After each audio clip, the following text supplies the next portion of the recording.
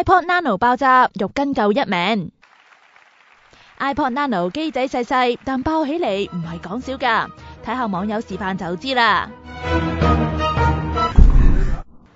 It is one of the most amazing products Apple has ever created.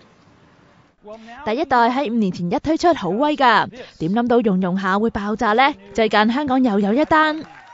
係中秋節嚟㗎，嗰日係10點零鐘到啦。我坐喺隻電腦度，咁咧就叉緊電，咁其他人就喺度側邊喺度可能食緊月餅啊。咁突然間噗一聲爆炸，咁啊好驚，咁唔知發生咩事。突然間一爆完之後，跟住好大聲爆得完，跟住就着火啦。咁跟住我哋咪即刻好就啱啱有人清完涼出嚟，跟住就攞塊布去冚佢咯。